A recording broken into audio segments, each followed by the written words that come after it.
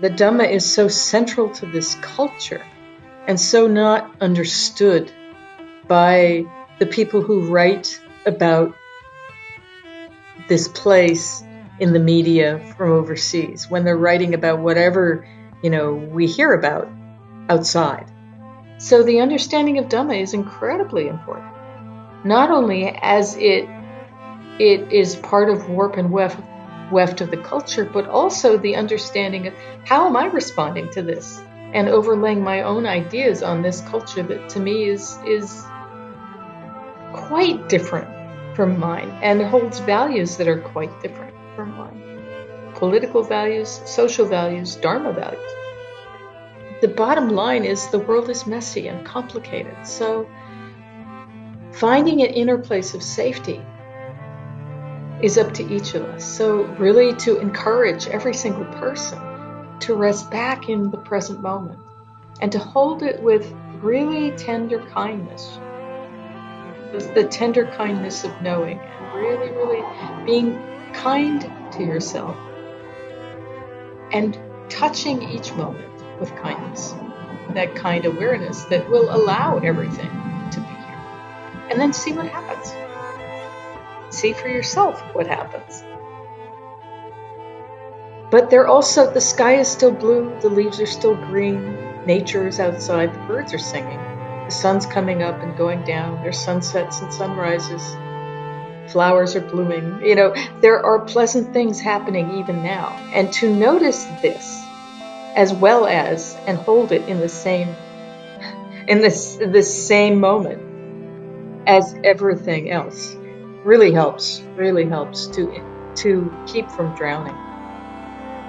We can work best for others from a state of balance and ease and safety. So you're in a safe place right now. Well, relatively. There are dangers there too, but relatively safe. And so a lot can be done from that safe place of practice and, metta in deed, metta in speech, metta in thought. So using that platform of safety for the welfare and benefit of all beings, and then allowing whatever feelings to come and then allowing them to go will give you a really strong, balanced place from which to do your work. All beings are owners of their actions. And understanding that things unfold because of karma, because of causes and conditions, and how complex all of that is, and how unknowable it all is. So who knows what tomorrow will bring? But we are all subject to karma, causes, and conditions. So to take all of that together, to take his encouragement and his instruction, to face our vulnerability and to know it's possible to be balanced with this and to just keep going one step at a time. That's what's resonating with me, and that's what I'm doing. And that's what I would encourage everybody to do in your own way, because that's all any of us can do in this world. We can't control it. But we can work with our own reactivity so that we can rest in a free place and act and speak from a free place. So whatever people do, we radiate metta to them because they are the same as we are, and we are the same as they are. There's no difference.